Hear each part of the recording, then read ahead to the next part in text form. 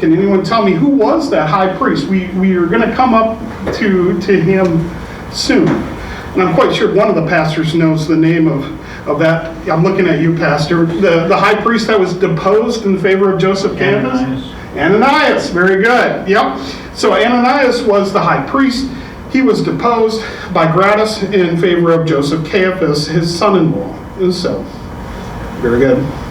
Now Pilate, when he was prefect, he never changed who the high priest was in his 10 years as prefect. However, Vitellius, who came to Jerusalem to reign right after Pilate left, he deposed Joseph Caiaphas in the favor of a man of his own choice. Now, the second curve, the Roman prefect also controlled the holy vestments. So these were the ceremonial robes worn by the high priest during high festivals of the church. Now, if the Jews wanted to use the holy vestments during a service, excuse me, they had to come and then ask the prefect for them. So this was a symbolic but important control that Rome had over the priesthood. Now, the final control that the Roman prefect had over the Sanhedrin, they had reserved the right to execute prisoners in capital cases. So having the power of life or death to execute a prisoner in a capital case, well, this was a significant control in the view of Rome.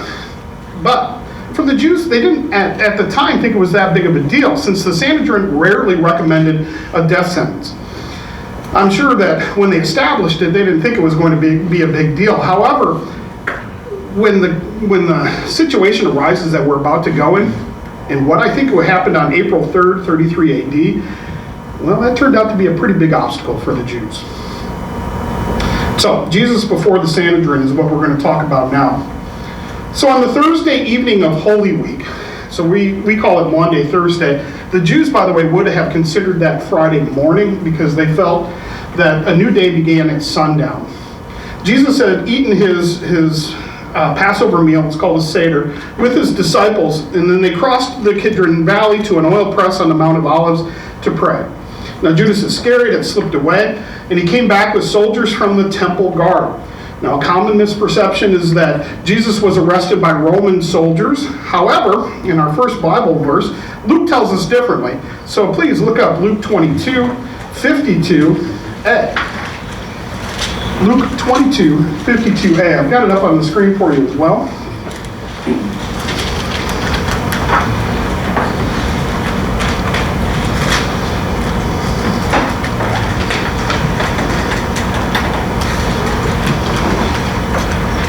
And I'll take a volunteer to read that one. I know you're all dying to volunteer to read this. Go right ahead, yeah. Then Jesus said to the chief priests, the officers of the temple guard, and the elders who had come for him. So, the chief priests, the officers of the temple guard, and the elders. Are there any Roman soldiers mixed in there? Well, no, there's not. These are soldiers of the temple guard. So Jesus was then taken to the former high priest, but Jesus would not speak with him. So the high priest sent for his son-in-law, the current high priest, Joseph Caiaphas, and Caiaphas tried to build a case against Jesus. But as we know, he couldn't find false witnesses to agree upon a single charge. So Jesus was silent before the accusations. Just a reminder where Matthew 26, 63a says, but Jesus remained silent at this point. Now, here's an interesting little tidbit is Jesus was actually following Hebrew law at this point. Under Hebrew law, you're not obligated to make a defense until the charges could be established. So this was up to Caiaphas. He had to establish the charges before Jesus had to respond to them. So quite rightly, Jesus was silent. Now Caiaphas had all kinds of problems. He couldn't get his witnesses to agree. So he reaches back and he pulls the only resource available to see if Jesus would incriminate himself. He invoked a holy oath. Okay. Matthew 26, 63b.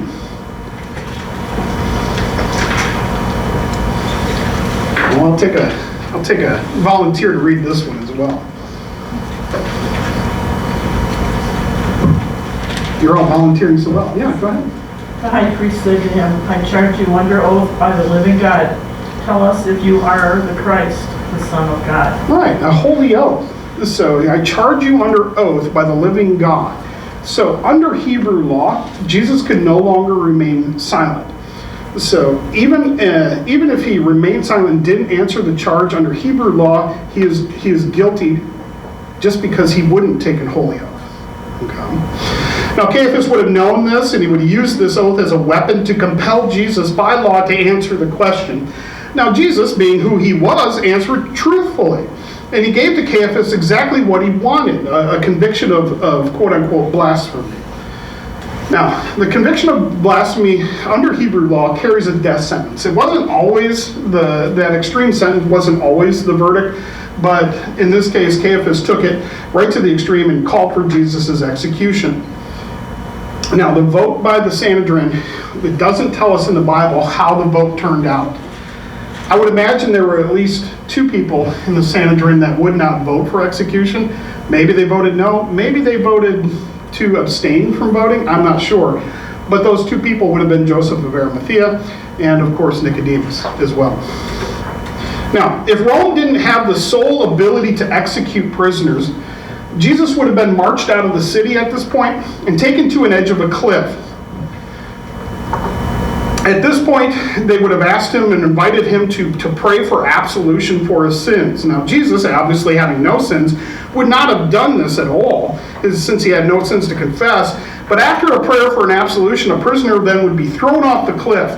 Now, the height of the cliff was important to the Jews, because what they wanted to happen was they wanted death to occur upon the prisoner hitting the bottom of the cliff, but they didn't want the prisoner disfigured, so they had to choose the height of the cliff very carefully. If the prisoner had survived being thrown from the cliff, then they would have thrown stones at him until he was dead. This is typical stoning. Okay? But if you think about the culture of our church, you have to think about how much of our church culture has evolved from the style in which Jesus was executed. Without a Roman execution, there would be no cross, no Golgotha, no Calvary. Instead, there would be for us a cliff and a stone. But so far in our trials, the Jews' plans to get rid of Jesus, they were going quite well. Only two obstacles remain. The first obstacle was that the trial of Jesus took place after sundown. And therefore, under Hebrew law, that was actually illegal. You could not hold capital cases after sundown. But that was easily remedied, as they called the Sanhedrin early in the morning, and they voted once again.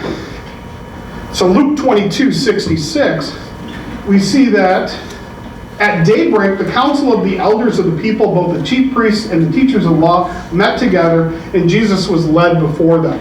So they weren't going to let a minor problem like, oh, this trial happened after sundown, stand in their way. They met again real quick, rubber stamped the decision from the night before, and then they only had one obstacle left in their way if they wanted to execute Jesus. And that obstacle was that they dare not break Roman law and execute Jesus themselves while there were Roman soldiers spread throughout the city to keep the peace during Passover. Okay. So to accomplish the goal of executing Jesus, they had to rely on one man to do their bidding, Pontius Pilate, the Roman prefect of Judea. So now we come to the trial that we've been setting up from this whole point, and this is Jesus before Pilate. Now, if we kind of set the scene a little bit, Jerusalem at the time of Jesus' death was inhabited by approximately 80,000 people. Now, during the week of Passover, however, the city's population would swell to at least 4 times that number. So anyone who does a little bit of math knows that that's about 250,000 people crammed into a pretty small city. Okay. And if you have that many people crammed into one place, it would be wise for a Roman governor to be on hand in case crises arose. So Pilate would have gone to Jerusalem, and in his itinerary for his trip to Jerusalem, mostly he would have been time for him to catch up on his administrative work, clear his legal docket, handle cases. We know that several cases were waiting for him at that time. So on that Friday morning, Pilate, here he is in his palace, and he would have been dismayed to hear the familiar sounds of a mob forming in front of his palace. And you can tell that they're angry. And then the Jews, they were bringing Jesus to Pilate. They weren't bringing him to Pilate, and this is probably one of the most important parts to understanding what's going to happen next. They were not bringing Jesus to Pilate to have Pilate judge him. The trial, according to them, had already taken place in front of the Sanhedrin. They were bringing Jesus to Pilate just to be executed, and Pilate had better not interfere. However, just as Pilate had misread Jewish culture on many an occasion before this, they had misread Pilate in this aspect, because Pilate was not just going to rubber stamp their decision. If there were two things the Romans prided themselves on, it was their philosophy and their law. And after 7 years of being prefect, Pilate would have been a very experienced judge by this point. And when the Jews brought Jesus before Pilate, Pilate was not about to rubber stamp anything. He wasn't going to concede to their demands. Instead, and this is where it gets interesting, Pilate uses the traditional words to open a Roman trial. Now, hearing these opening lines of a Roman trial would have shocked the Jews. It meant that the judgment that was reached by the Sanhedrin before in the trials in the evening, that was not going to be immediately endorsed by Pilate. And we see a sharp exchange of words kind of flung back and forth between Pilate and the Jews because of this. So please flip to John 18:29-31.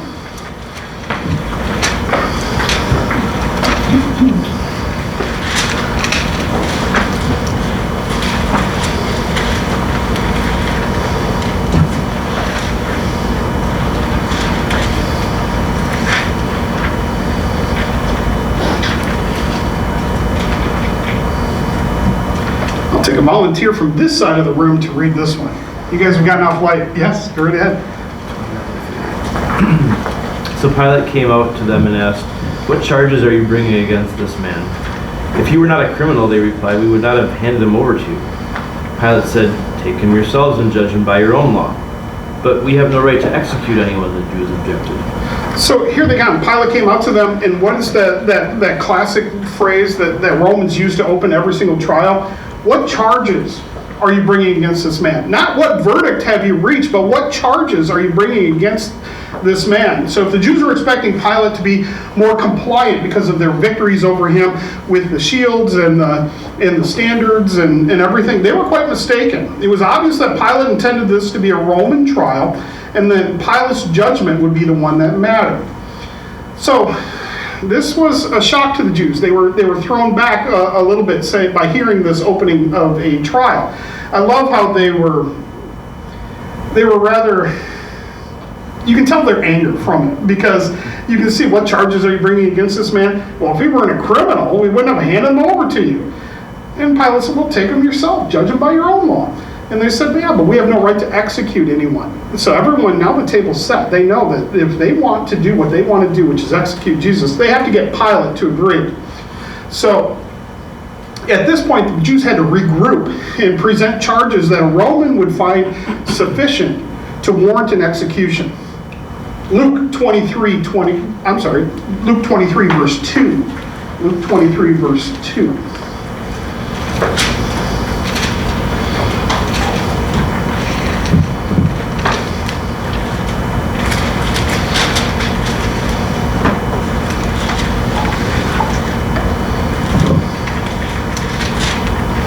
Now, I've gotten volunteers from this side and this side. Somebody in the middle.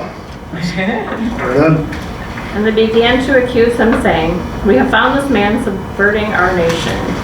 He opposes payments of taxes to Caesar and claims to be Christ, a king." Okay, so the Jews presented for a Roman trial 3 charges. Let's look at each one. So the first charge was subverting the nation. So for subverting the nation, it is true that Jesus often drew large crowds when he was teaching. So those crowds measured even in the thousands. But no violence had ever arisen because of those crowds. Now, Pilate had sent soldiers to watch Jesus in the past. So if you're wondering if Pilate knew about Jesus already, yes, he did. He had sent the soldiers to question Jesus. And Jesus' advice to the soldiers when they questioned them was to be content with their wages and happy in their work. Now, this is great advice. Pilate would have loved this advice for his soldiers. He would have even appreciated Jesus giving that advice. So obviously this first charge of subverting the nation, this was false. Pilate knew it. And if you look at what happens next, he doesn't even bother to ask Jesus about this charge. He just immediately dismisses it. Now the second charge that the Jews presented was that Jesus opposes payment of taxes to Caesar. Now, once again, Pilate knew that this charge was completely groundless. When the Jews had asked Jesus the politically charged question of giving taxes, should he pay taxes to Caesar, Jesus had given a brilliant response to that. Do we remember what Jesus' response was when they asked him if they should pay? Yeah. Give to Caesar what is Caesar, to God what is God. Absolutely. He said, give to Caesar what is Caesar's, and to God what is God's. So Pilate would have heard about this before as well, with Jesus being such an influential person. And he would have known the answer that Jesus gave, and he knew that this charge was groundless too. And he does not bother to even question Jesus about it. This just left the remaining charge. Jesus claiming to be a king. Now, this was a very serious charge, and it was a clever charge, too, by the Jews. It was geared to make a Roman governor angry at anyone who dares oppose Roman law. And Pilate would not have fully appreciated what the Jews meant by the word Christ, but he would have fully appreciated what the word king meant. And that was something that would concern him. So, Pilate decides to examine Jesus privately. So he takes him back into the palace and he questions him. And it's obvious from his examination that this charge, in the way that the Jews meant it, was false as well. So in John 18:33 to 37, I hope you aren't getting tired of flipping back and forth, because we're going to be looking at all four of the Gospels over and over again. And this one's a little bit longer.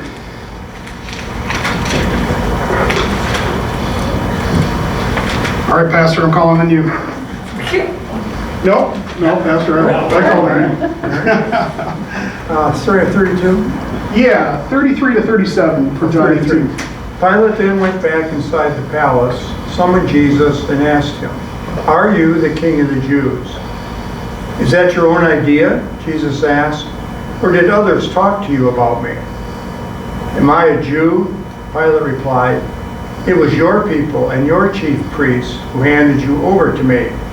What is it you have done?" Jesus said, "My kingdom is not of this world. If it were, my servants would fight to prevent my arrest by the Jews, but now my kingdom is from another place." "You are a king then," said Pilate. Jesus answered, "You are right in saying I am a king. In fact, for this reason I was born, and for this I came into the world, to testify to the truth. Everyone on the side of the truth listens to me."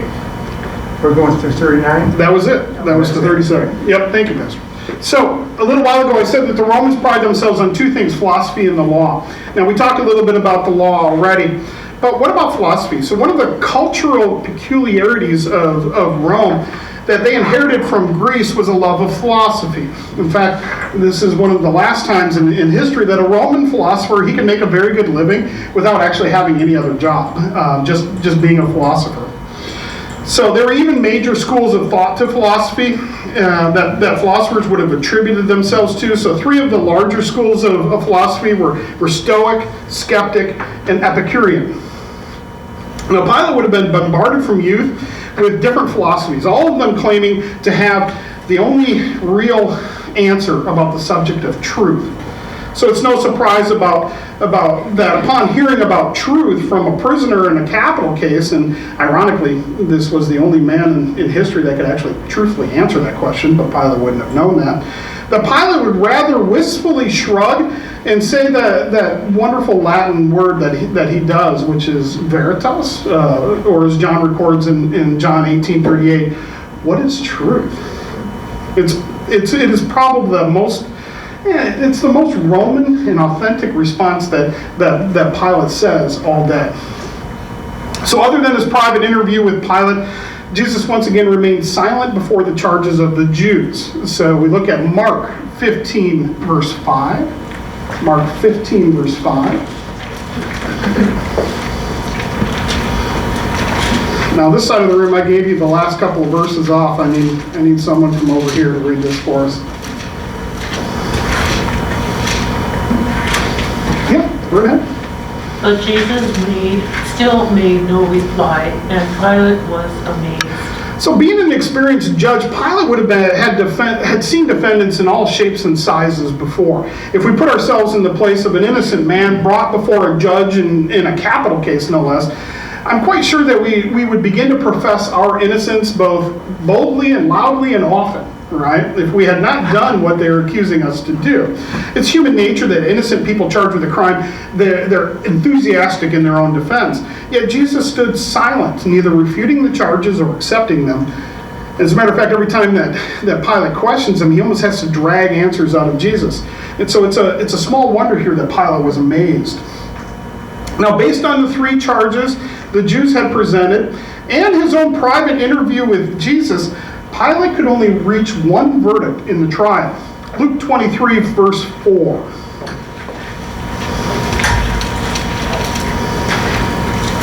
Luke 23, verse 4.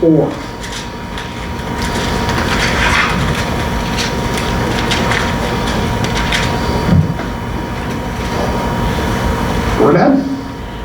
Then Pilate announced to the chief priests and the crowd, I find no basis for a charge against this man. Okay, so this is it, right? Based on the 3 charges that the Jews had presented and his private interview with Jesus, Pilate could only reach that one verdict. Okay. Jesus had been found innocent of the trial. He'd received his Roman trial. It should have ended right there. This was it. Everything was done, right? But the Jews, they were incredulous. They were upset, and we hear their response in Luke 23, verse 5, the next verse along. Oh, I'm going to call on this table over here. Luke 23, verse 5. Oh, give me a moment. Yeah, go right ahead. But they kept insisting. He stirs up the people, teaching all through Judea, beginning from Galilee all the way here. So this is interesting, right? Their response is, yeah, but how can you reach this verdict? He stirs up the people all over the place. He started all the way up in Galilee, and now he's come all the way here. Now, Pilate is faced with an interesting decision at this point. He had already declared his verdict in the trial. It should have ended right there. But he sees an opportunity here to, I can get this right off my plate, right? So, hearing the words, he started in Galilee, it must have just blazed across his mind like a firecracker. Here's the convenient solution to Pilate's problem. He knew that Jesus was innocent, and he proclaimed him so, but that didn't satisfy the Jews. All the signs that another ugly incident was brewing was right in front of Pilate. Now, who was the tetrarch of Galilee? Who ruled up in Galilee? Well, that was Herod Antipas. And shuffling this problem off on Antipas, this was a very desirable solution, right? Pilate would not be responsible for any verdict against an innocent man. And any repercussions then of Jesus' death, well, those would be Herod's fault, right? So Pilate decides to send Jesus to the court of Herod Antipas. Now, to the Jews, this was both good and bad news. The bad news had to be that they were exasperated that this is still going on. This was supposed to be dealt with quickly by Pilate, and now they would have to trek over to Herod to see quote-unquote justice done. But it was also not the reaction they were looking for by mentioning Galilee. They were attempting to alarm Pilate at how far Jesus' influence had spread. Instead, they got dismissed from the Roman court. So the good news was that surely Herod, who was a Jew, would support them and confirm the sentence of the Sanhedrin. After all, Herod Antipas had taken the lead against Pilate in that whole Shields affair, right? So, yeah, let's go see Herod Antipas. Luke 23, verse 8 to 10.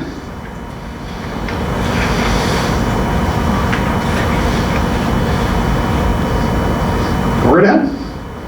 When Herod saw Jesus, he was greatly pleased because for a long time he had been wanting to see him. From what he had heard about him, he hoped to see him perform a sign of some sort. He plied him with many questions, but Jesus gave him no answer. The chief priests and the teachers of the law were standing there, vehemently accusing him. Right, so with Jesus standing for Herod, the chief priests wouldn't have bothered with the 3 charges they had invented for Pilate's benefit. Antipas was a Jew, and they would have cut to the main charge of blasphemy, right? However, they chose to ignore, or perhaps they forgot, how self-centered Herod Antipas really was. He was about as self-centered as they come. His hands were already stained with the blood of one prophet, when he executed John, and he was not about to take on another one. So, no, let's have Rome take the blame for this prophet's death. We flip to Luke 23, verse 11. The next verse along. Someone from this table over here. 23, verse 11. Go ahead, Pastor. This is from an EHV. Yeah, let's. When Herod, along with his soldiers, treated him with contempt and ridiculed him, dressing him in bright clothing, he sent him back to Pilate. So, this had to exasperate the Jews even further, right? They sent him to Pilate. Pilate actually opened up a Roman trial, actually concluded the trial, declared him innocent, and then shipped him off to Herod Antipas, right? Antipas, who's a Jew, should have said, yep, guilty, let's execute him. But he didn't, right? Now, to satisfy them, he dressed him in bright colors and mocked him and beat him. But what did he do? He sent him right back to Pilate. Okay. Now, there was one side effect to this whole side trip to Herod. If you remember, Pilate and Herod were rivals, both thinking that the other had no business being in charge of their respective provinces. The two had even been on opposite sides in the Shields episode, the Shields affair. But one of Herod's biggest problems would have been an inferiority complex, right?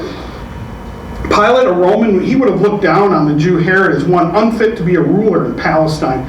But by sending Jesus to Herod's court, Pilate was actually giving legitimacy to Herod's court and kind of declaring that he saw Herod as an equal. Luke 23, verse 12. Luke 23, verse 12. In the middle somewhere here. Yeah, go right ahead. They're fighting over it, I like it. Yeah. Let's see. That day Herod and Pilate became friends. Before this, they had been enemies. So whether this new friendship, survived for the rest of their time in Judea, well, it's pretty doubtful. But for the moment, at least, they were at peace with each other. Now, once again, Pilate would have been dismayed to see the crowds returning with Jesus as their prisoner. He thought he had skillfully sidestepped this problem and dumping it in Herod's lap. So he decided on a different approach this time. Instead of addressing the crowds as a whole, Pilate holds a conference with the chief priests to try to bring kind of a low-key ending to this. Luke 23, 13 to 16, the next couple verses along. All right, this table has gotten off light back here. We'll go for this table. Who's got a volunteer? Go right ahead. Pilate called together the chief priests, the rulers of the people, and said to them, "You brought me this man as one who was inciting the people to rebellion. I have examined him in your presence and have found no basis for your charges against him. Neither has Herod, for he sent him back to us, as you can see. He has done nothing to deserve death. Therefore, I will punish him and release him." So, this is the second time. Now, twice Pilate has declared Jesus innocent of the crimes brought before him. But he can see that the mood of the crowd is not good. If he were to just dismiss the prisoner without any punishment after the Sanhedrin had declared him worthy of death, well, it could lead to yet another riot. And I got to tell you, a riot with 250,000 Jews on one side and just his Antonio cohort on the other side, that's not very good odds for Pilate, right? And so he decided to administer a flogging to Jesus, a flogging. Now the Romans had, this is rather morbid, but the Romans had 3 different levels of flogging or beatings that they would administer to a prisoner. So the first and the lightest punishment for a prisoner was called the fustigatio. Is that on there? Maybe not. And that means beaten with rods. The second and more severe punishment that they would administer to a prisoner, and this one's tough to pronounce, but it's the flagellation. It's called. It means flogging. So most of the time, a whip was used with this one, and it left a prisoner bloody and in severe pain, but it was not fatal generally. Now, it's not certain which of these 2 punishments Jesus had to endure at this point. The Apostle John uses the word flog, but it might have been the lighter fustigatio at this time, the beaten with rods. That would have been consistent with putting a crown of thorns on his head and the mockery that went along with it. Now, the most severe beating that the Romans had for a prisoner was the verberatio, and that means scourging. And we know that Jesus was scourged. It was probably done after he was handed over to be crucified, so probably not at this point, because when you're scourged, you're tied to a post and you're whipped to the point where the body starts to go into shock. And it can easily be fatal, and it was usually only used prior to execution. So after receiving this kind of beating, you're not able to typically stand very well, you're not able to walk very well, and you're not able to hold conversations as we see Jesus is about to do. So why was Jesus flogged at this point? You know, it's a terrible and sobering thing to watch another human being being beaten. Pilate was trying to draw sympathy from the crowd at this point. As they watched Jesus being beaten and mocked, also the people would see that the ruling of the Sanhedrin is honored through punishment, but execution is averted. So it was a shrewd play on human nature on Pilate's part. If the Jews accepted this type of humiliation, well, then Pilate can end this whole sorry affair right here, right? So John 19, 4 through 6a. And we'll stop at 6a. And because we're kind of stopping in the middle of the Bible verse, I'm going to read this one for you. John 19, 4, 6a through 6a. So once more Pilate came out and he said to the Jews, "Look, I'm bringing him out to you to let you know that I find no basis for a charge against him." That is the third time that Pilate has now declared Jesus innocent. When Jesus came out wearing the crown of thorns and the purple robe, Pilate said to them, "Here is the man." And as soon as the chief priests and their officers saw him, they shouted, "Crucify, crucify." So you can tell that the response from the crowd, it frustrated Pilate. 3 times he's now declared Jesus innocent. He knew that the 3 charges against Jesus were nothing but lies. He'd even administered the fustigatio with no results. So Pilate kind of digs his heels in at that point, and he shoots right back at the Jews. John 19, 6b, which is the second half of this verse. Pilate answered, "Well, you take him and crucify him. As for me, I find no basis for a charge against him."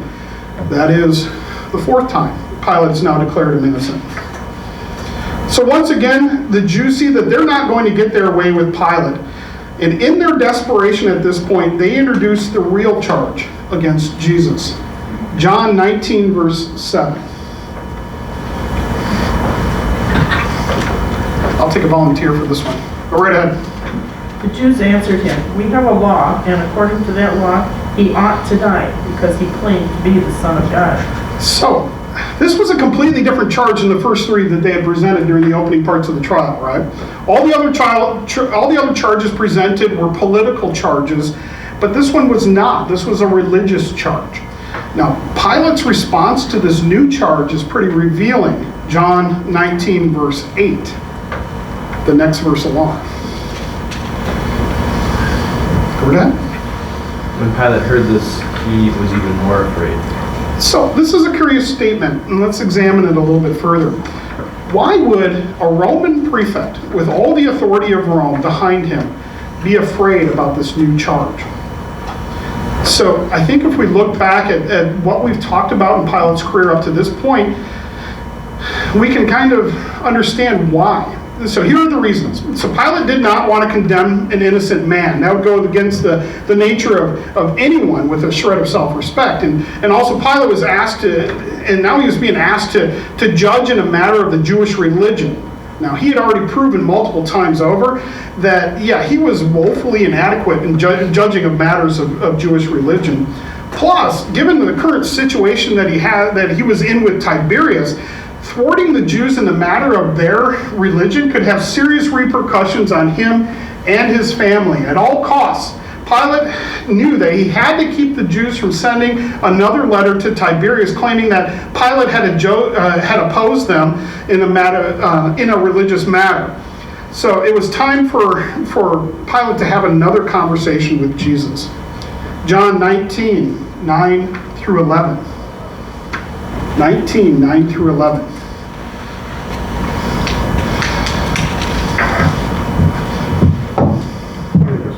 Go ahead, Pastor. And he, that is Pilate, went back inside the palace. "Where do you come from?" he asked Jesus. But Jesus gave him no answer. You refuse to speak to me, Pilate said. Don't you realize that I have power to either free or to crucify you? Jesus answered. You would have no power over me if it were not given you from above. Therefore, the one who handed me over to you is guilty of the greater sin. So the significance of this lesson in authority that Jesus is teaching Pilate goes completely right over his head. If Pilate had understood it, he would have realized that God is in control here, not Pilate.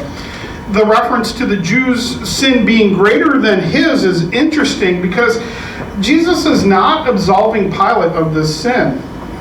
Either way, Pilate obviously still felt that Jesus was innocent. However, the Jews had made their intentions rather clear. How can he answer them? So rather than a straight out no answer to the Jews, Pilate tries another clever solution to the problem. And this is what we're going to see, by the way, from Pilate again and again, is clever little solutions that don't work. Okay. And I see, Pastor, that we are probably out of time. Yeah. So, this is pretty amazing, but we are actually at the halfway point of this Bible study. So, when we pick it up next week, Pilate is going to come out with another clever solution to try. And we're going to talk about it, and we're going to watch it fail again, because we all know exactly what happens here. But I think you'll enjoy it as we kind of compare all the Gospels together. So, Pastor, I'm going to have you close us with prayer, if you would.